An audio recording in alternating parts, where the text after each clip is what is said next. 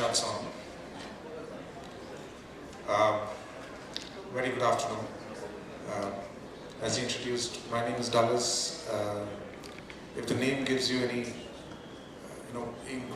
inquisitiveness as to what this means, I just want to say, I was born right here in Pune. I belong to the city, there's no other connection. I was born here in Lohagaon, the military hospital, about 50 years back. Or did I tell you my age? So, let me just talk through a few things today. And I'll connect two parts. Right? I spent about 27 years in technology, working for companies like IBM, SAP, Salesforce, Amazon. And then the last year, I've been in the education sector. Now, the way I'm trying to bring the two together is the future of work will determine the future of education, right? The two things are interconnected. The purpose of, a lot in the context of education, where there are social issues that we solve, societal issues that we solve. But on the economic side, we are always trying to solve for the fact that we create a productive workforce that can contribute to the economic development of any nation.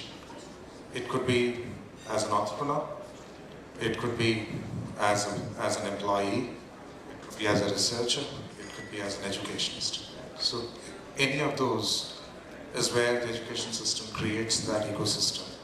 And that's a very powerful set of community, which is a strong economic capital for any country. So if you were to look at a few things, and I say this more coming as a learner, right? My career is something which spans a degree in agriculture, a degree in management, and a series of work across services sector, technology sector, SaaS, and now of course education. But at the core of it, I think some of these come together when I think of a few challenges that we are trying to solve in this sector. One of the core things we always talk about in education is the fact that how can you make access to education equal, right? So it talks about access to education is unequal, but to me, it's the other way around. How can we make it more equal? How can we have higher quality learning for every learner, irrespective of where he is, right? Irrespective of the economic strata, irrespective of where he studies? That's a challenge that we need to solve for, because that's the ability to improve that quality and ability to improve that access, as I said, has a direct correlation with the economic progress of any nation. The second is, when you create a workforce, you're also wanting to give them an economic opportunity to progress, right? So the salaries that they get, the ability to progress their career over the lifetime, because that has societal impact, that has social impact in the context of a movement in the social ladder. So the unequal access can actually also has a direct impact on the unequal economic opportunity that happens. Right? So to me, again, the other side is, how do we create that economic opportunity that allows for workers to move up the social ladder in a much stronger way? Right? So that's the other second point that I want to talk about. The third one, which we have all noticed, and in the last few years, and I will cover this in a couple of slides later, there is an element of technology that is changing a lot of businesses, and that's changing how the jobs are getting created, right? In the context of what type of jobs are getting created a lot more than before. And the last one is the context of inequality worsening further in the context of skills. Skills is no longer a standard currency which is constant over a period of time. It is actually like a treasury. It changes maybe in the context of skill currency, we now talk about maybe every 2 years, right? In the tech industry especially. Maybe more manufacturing centric, you may have slightly longer, but at the same time, even there, traditional jobs are getting altered. You may not have new jobs or a new type of a role, but the same roles are requiring newer skills to survive. So the promise for us And this I say as the context of scale that technology brings in, and we talk of online learning. I talk of it not as separate from the university ecosystem.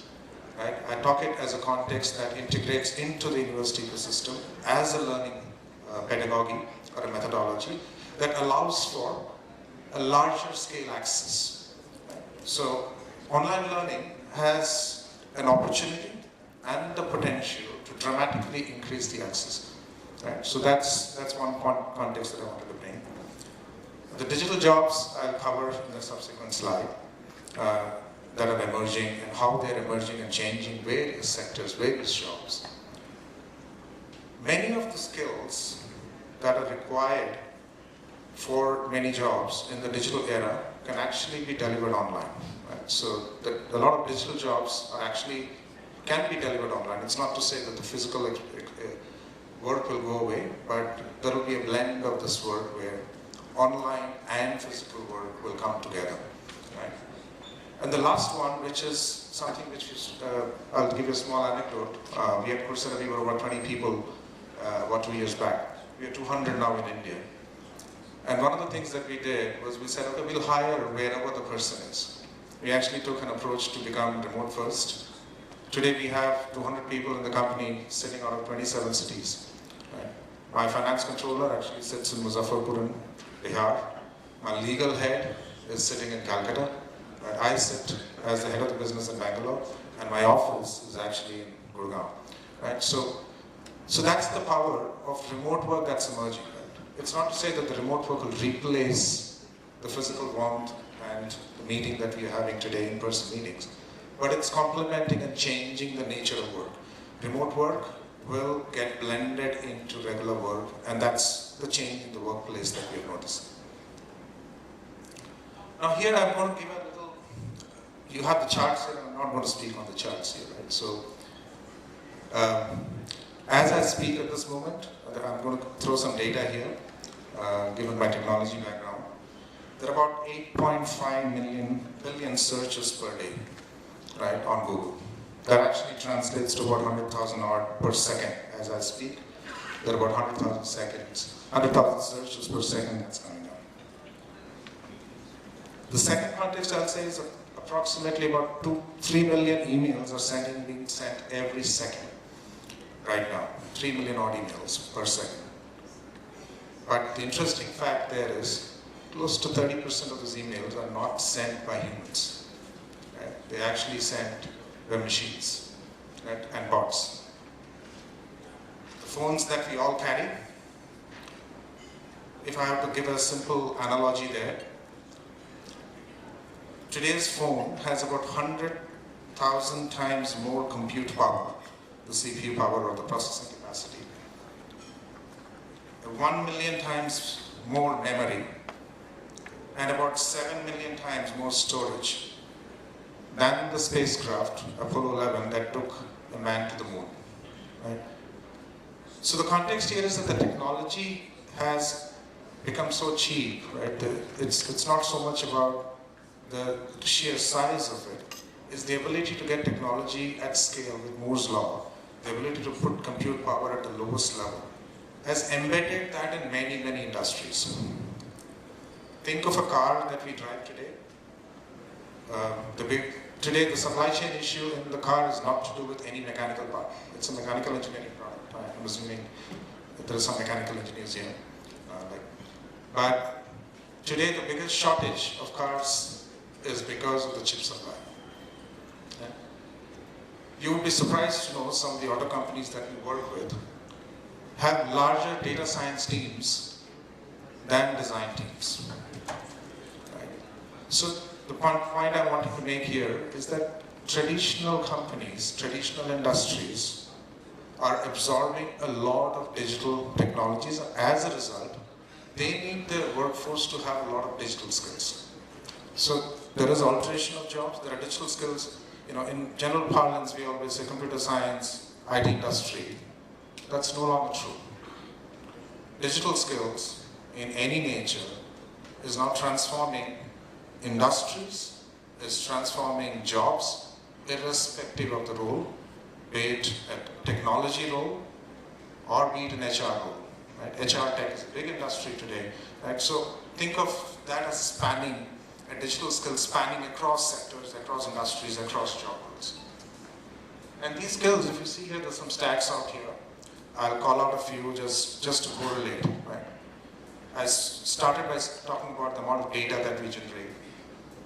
Now, data is at the heart of most companies, and so hence there is a lot of data analysts and data scientists being required.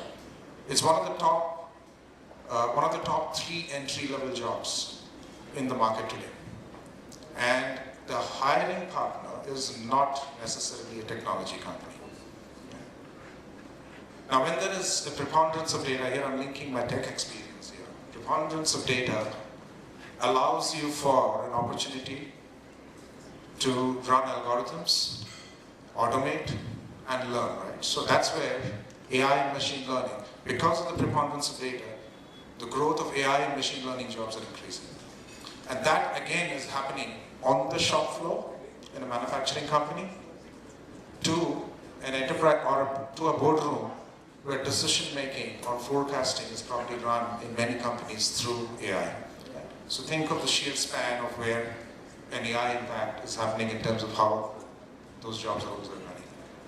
A lot of data means big data specialists, so that's the third category of jobs, right? The next two are, to me, the most important ones, right? The preponderance of the technology and the digital skills are actually transforming jobs. 10 years back, marketing was considered a creative function, right? Data was something, digital marketing, when I started my career in the digital marketing side, was probably a 5% budget. If you went to any CMO and you said, what are you doing with your budget? You would say 5%, I'll put it for digital marketing. And how did he make decisions? The decisions were made based on gut feel. Of course, they had their small focus groups and etc., but never a scale level decision based on data. Go to a CMO today and ask him how does he decide today. It's just data driven. 90% of marketing decisions today are based on data. A large chunk of CMO budgets are actually in the digital marketing side. So no surprise that digital marketing and strategy specialists are the next, one of the top emerging jobs, right, across sectors. I'll just cover one more and then I'll stop on this particular side. The process automation specialists that we see today are required across manufacturing shop floors to a software industry in how they code. Right? So the process automation has, given the power of doing a lot of things at speed, at accuracy. But the important part here is that what it is doing is that it is replacing entry-level jobs. So what has happened to entry-level jobs is the need for those jobs to be altered and be higher skilled. So it's not that the entry-level jobs are going away. The industry is growing, the economy is growing. If you think about the tech industry, we talk about, this is probably the biggest time when we have a shortage of talent. Right? So what is needed out there is higher level skills. If they had the skills what they had earlier, they would be redundant because they won't be ready for the new entry-level jobs that are coming in. Right? So I'll stop at that. And on the right-hand side, there's some stats on 98 million, 150 new million jobs that's from Microsoft that will get created, and it will be across. These are digital roles that will get created. And as I said, these roles are not necessarily tech industry roles; they're across. Right? Now combine that with another area. As skill currency goes down, one of the core areas, and I think Ganesh spoke about this in the morning, one of the core skills that we see is one of learning agility, right? To be a lifelong learner. If you are not one, you will not have a career, right? So one of the core elements, in addition to what jobs are today asking for, are asking for what we call as durable skills or human skills. Right? So while they are learning their core stream, they also need to pick up few core skills, which are human in nature. Problem-solving skills, critical thinking skills, communication, right? In the examination system that we run in our education system, it's driven by individual excellence. The day he joins the company, he is driven by team excellence. Right? His individual excellence doesn't give the economic output that the team needs. So there is a ton of these human skills that are becoming far more important because those skills will allow them to continue to adapt and learn to the new skills that will continue to come in. Right? So I was just giving an overview on the future of work, and if I have to link it to 4 trends that we see in the context of education. Right? Number one, and I call this globalization. In the earlier days, when we had colleges collaborating with each other, one of the first things that we would do is to map the curriculum and see whether we can actually do credit swapping. Is there a credit that we can map to each other's curriculum and run it together? I think what is emerging now, and this is just 2 days back, I noticed an ad, a master's in data science and management from IIT Indore and IIM Indore together. It's a joint program. What is happening is this thing about complementarity. It's not about similarity anymore. This globalization of partnerships are emerging in areas of complementarity. If you have an area, if your management science is great, and if you need some technology to be integrated into your management school, look for a school or a faculty. In a university you'll have multiple faculties, but in a standalone college, look for partnerships which are complementary in nature, and that's something that is emerging. We are starting to see degrees which are jointly offered between 2 universities. Right? One of the ones which I remember is UC Berkeley has a tie-up with NUS Singapore. NUS is doing a lot of the tech stuff, and UCB, which is great, which is one of the in the valley, is actually focusing on strategy and entrepreneurship. Right? So a combination of these interdisciplinarity, multidisciplinary learning and joint programs are emerging. So that's the first one. The second one is business and hybridization of business and technology. And I spoke about how the work is changing in the context of how business and technology are getting integrated. And that's also getting into in the context of education where business and technology are coming together. And I'll give you a stat there. As of today, I think there are about 30% of management courses in the US which are actually STEM accredited. They're management degrees, but they have a STEM accreditation, right? Because of the amount of technology that they have. So this has started, even the IIT program that I spoke about is a combination of that. And this is a trend that we're seeing, where they're combining technology schools and technology curriculums with business skills and human skills. The same way on the other side, business education is combining technology, digital skills into that. Right? So this is the other trend that we see in terms of hybridization of business. The third one, digital and blended learning, is definitely an area I would say you all have probably made the biggest and the fastest pivot, many of the universities here. And in many ways, as a parent, I would like to say my extreme gratitude for the university ecosystem here, in the context that when we pivoted, we didn't have this blended learning concept. Overnight, in a few weeks, colleges were back online, education was delivered, teachers changed the way they taught. And for me as a parent, my son did not lose an academic year. Right? So to that, I'd just love to give you a round of applause to every one of you. I'd love each one of you. So this is going to go on. Technology will, so we talk of online learning and offline learning. I think it's no longer about two being separate parts. It's about leveraging the online capabilities in the context of a campus experience, the context of delivering the pedagogy of education. So that's another trend that we see. And the last one, I'll link it back to the context of how skill currency is changing. And I'll give you a small, I was just speaking to Sandeep and I realized his 16-year-old son is the CEO of a company that is at that age. Potentially, he will hire a worker like me at the age of 50 to do his business development. what we are seeing is a multi-generational workforce. It's no longer defined by experience, no longer defined by age. It's defined by the skills. And towards that is the emergence of the 60-year curriculum, where a student, typically in our institutional model, at the age of 24, when he passes out, finishes his PhD, that's probably the last link he has, unless he's an educationist and doesn't come back. There is an institutional need for us to create an ecosystem where an alumni can come back and constantly upgrade himself. Today we leave it to individual learners, or we leave it to the corporates to do it, and they're all need-based.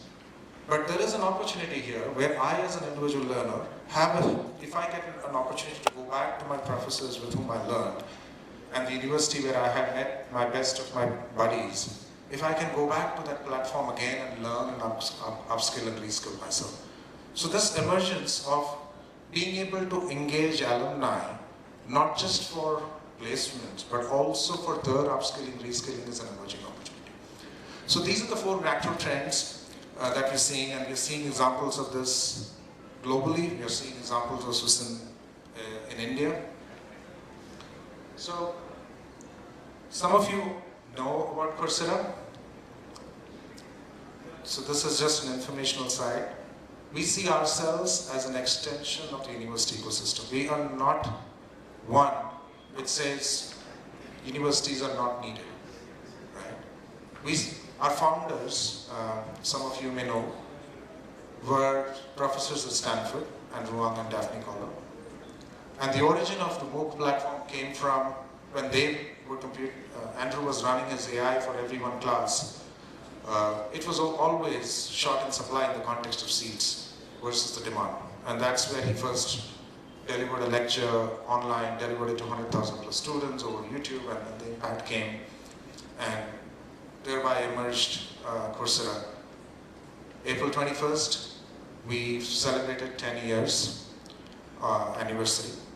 And we are proud that our growth has come by working with educators, or these 250 educators that we have.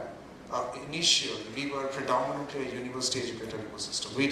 We were a platform, but what we tried to do was to get the top universities to come back and give back to the society in the context of providing high quality education access to everybody. And that's been the core mission for us. Can I get a UCB computer science, computer algorithm course to be made accessible to a student who's studying in a remote rural college, where potentially the ability either of a teacher or a lecturer is not enough, but he can supplement, he can mentor, he can coach, but the teaching can be done blended with somebody else. So that's the first part of what we do. The second, what we're also realizing is that entry-level jobs are changing, that I spoke about. We're starting to see companies wanting to build gateways and entry-level jobs, criteria. So we partnered with about 70 companies, starting with IBM, Meta, Google, you name it. There are about 70 top brands in the world. And India, we just signed up with Tally. We have L&T.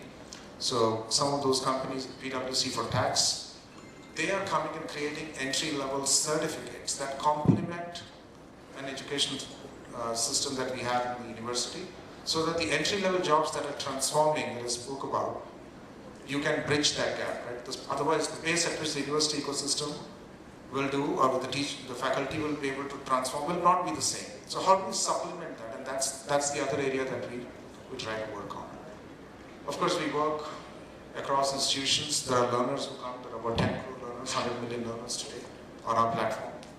We work with approximately 3,500 businesses, multiple governments in upskilling both citizens, and then of course, very, very privileged to be associated with about 4,000 campuses, out of which about 1,100 of them in India, touching about 17 lakh learners, who have actually completed 1.4 crore course modules on Coursera. Right?